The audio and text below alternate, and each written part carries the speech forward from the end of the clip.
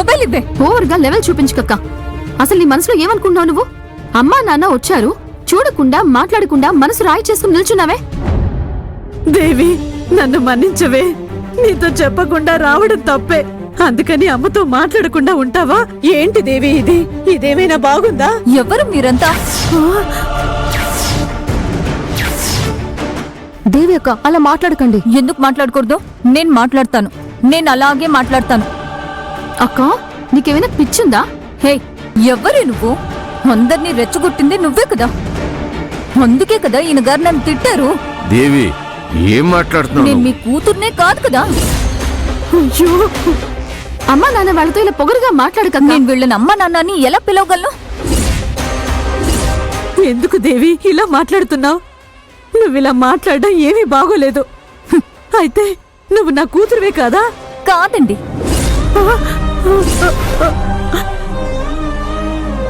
ఏమంటున్నా? కాదా? అవునండి. మీ భర్త గారు మొన్న ఫోన్లో నేను చనిపోయానని చెప్పారు కదా. నాకు చిన్న కూతురు మాత్రమే చాలు, పెద్ద కూతురు అక్కర్లేదు, నేను నీకు తండ్రిని కాదు అని చెప్పారు. ఆయనేదో కోపంలో ఆవేశంలో చెప్పుంటారు. అందుకని మాతో బంధం తెంచుకొని నువ్వు ఒంటరిగా అనాథగా మిగిలిపోతావా? నేనెందుకు ఒంటరిగా అనాథగా మిగిలిపోతాను? నాకు అమ్మా నాన్న రూపంలో మా అత్తయ్య ఉన్నారు, ఇంకెవ్వరూ అక్కర్లేదు. ఓసే పాపాత్మురాలా, ఎందుకే ఇలా మాట్లాడుతున్నావు? ఏ దేవి, అసలు నీకేమైందే? వరద సార్, మీరు మీ చిన్న కూతుర్ని మాత్రమే చూసుకోండి చాలు. మీ వైఫ్ తో కూడా చెప్పండి నా గురించి ఏం దిగులు పడొద్దు అని. నాకు మా వాళ్ళు ఉన్నారని చెప్పండి. చూసావమ్మా, అది ఎంత పొగరుగా మాట్లాడుతుందో. ఇది మాట్లాడడం లేదు నాన్న. అత్తయ్య మంత్రం వేసింది, ఆ మత్తులో ఇలా మాట్లాడుతోంది నాన్న.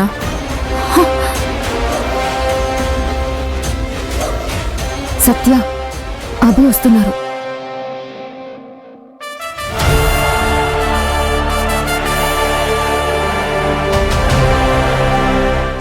దేవి, వెళ్దామా? సరే అండి, మేము బయలుదేరతాం. అలాగే అల్లుడు. దేవిరా. అంకుల్ ఆంటీ, నేను కూడా బయలుదేరుతాను.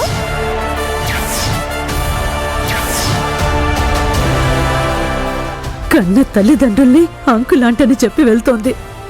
అభి, మీరు వెళ్ళి కార్ స్టార్ట్ చేయండి, నేను రెస్ట్ రూమ్కి సరే, వెళ్ళొస్తాను. కొంచెం త్వరగా వచ్చి. సరేనా?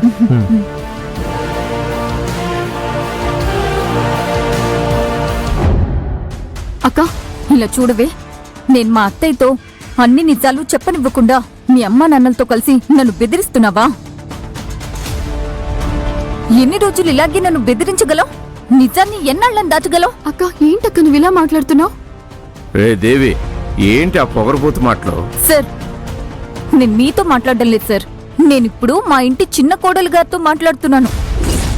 ఓసే పాపాత్మురాలా, ఏంటి ఇలా మాట్లాడుతున్నావు? ఇలా చూడవే, ఇక మీదట నేనెవ్వరికీ భయపడ్ను. నేను చెప్పేది అందరూ వినండి. నువ్వు వెళ్ళి అన్ని నిజాలు మన అత్తయ్యకి వెంటనే చెప్పేశావంటే తప్పకుండా అత్తయ్య నిన్ను క్షమించి స్వీకరిస్తారు. అలా చేసావంటే మనిద్దరి జీవితాలు కూడా బాగుంటాయి. లేదనుకో, నేనెలాగో సేఫే, నీ లైఫే నాశనం అవుతుంది. మీ అమ్మా నాన్నతో మాట్లాడి నిర్ణయం తీసుకో. త్వరగా బాగుపడే మార్గం చూడు. అర్థమైందా? వస్తాను. దేవి,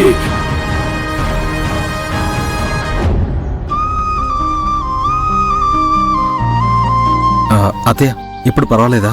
పర్వాలేదు, నొప్పి తగ్గింది అల్లుడు. ఇప్పుడు డాక్టర్ గారు ఇంజెక్షన్ చేశారు. రేపు నేను హాస్పిటల్కి వెళ్లి చెక్ చేయించుకుంటాను. ఓకే అత్తయ్య. పాపం అల్లుడు, మీరిబ్బంది పడ్డారు. ఏం పర్వాలేదు అత్తయ్య, మీరు కారులో కూర్చోండి, నేను మిమ్మల్ని డ్రాప్ చేస్తాను. సరే.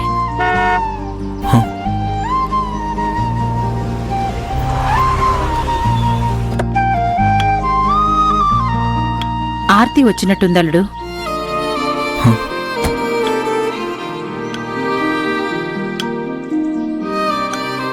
ఏంటి ఆర్తి, కార్ రెడీ అయింది కదా? చిన్న ప్రాబ్లమే, మెకానిక్ వెంటనే రిపేర్ చేశాడు. చాలా థ్యాంక్స్ అన్నా. అమ్మా, నీ కడుపు నొప్పి ఎలా ఉంది? ఇప్పుడు నొప్పి తగ్గింది, ఇంజెక్షన్ చేశారు. రేపు చెకప్ కి రమ్మని చెప్పారు. కరెక్ట్ టైంకు వచ్చి హెల్ప్ చేశారు. చాలా థ్యాంక్స్ బావా. మరేం పర్వాలేదు. అలాగే అత్తయ్య, నేను అమ్మని తీసుకెళ్తాను బావా. పాపం మీరు. మిమ్మల్ని ఇంకోసారి డిస్టర్బ్ చేస్తాను. వస్తాను అల్లుడు, వెళ్ళొస్తాను బాబు. వెళ్ళొస్తాను బావా, వెళ్ళొస్తానన్నా. ఆ.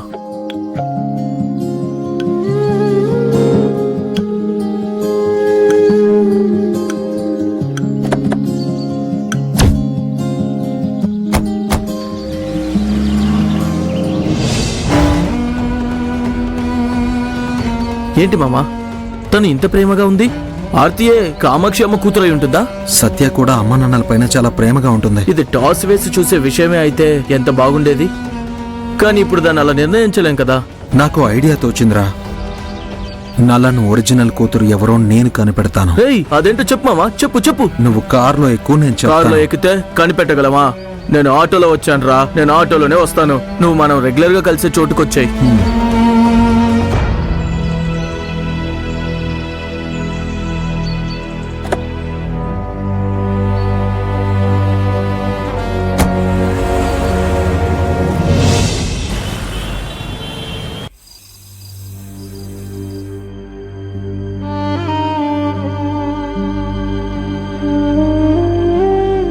అక్కకి బుర్రేమైనా పాడైపోయి ఉంటుందా? నాతో మాట్లాడినట్టే పొగురుగా హాస్పిటల్లో అమ్మా నాన్న వాళ్ళతో మాట్లాడింది. ప్చ్! పాపం అమ్మా నాన్న ఎంత బాధపడి ఉంటారు. ముందు దేవి అక్కతో మాట్లాడి అమ్మా నాన్నలకి ఇప్పుడే ఫోన్ చేసి క్షమాపణ చెప్పించాలి.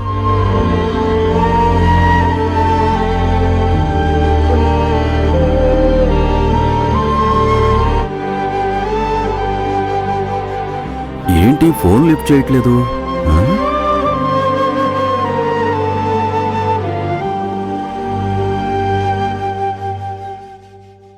సత్య, హ? మావయ్య, ఇక్కడేం చేస్తున్నావమ్మా? అవును, అర్జున్ ఎక్కడా? నేను హాస్పిటల్ వరకు వెళ్ళొస్తున్నాను మావయ్య. అర్జున్ ఆఫీస్లో ఉంటారు కదా. అలాగా, సరేనమ్మా.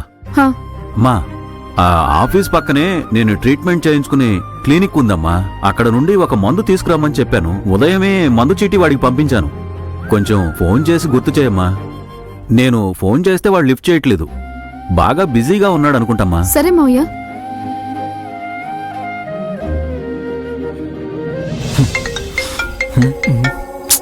ఇదెందుకు ఫోన్ చేస్తుంది? ఎవర్రా? ఆ, సత్యరా. రేయ్, భార్య మొదటిసారి ఫోన్ చేసినప్పుడు లిఫ్ట్ చేసి మాట్లాడితే సమస్య ఉండదు. లిఫ్ట్ చేసేంత వరకు వాళ్ళు అసలు వదిలిపెట్టరు. ఆ తర్వాత వాళ్ళకి టెన్షన్, వాళ్ళకంటే మనకి పెద్ద టెన్షన్. ఏదో ఒకటి మేనేజ్ చేయరా.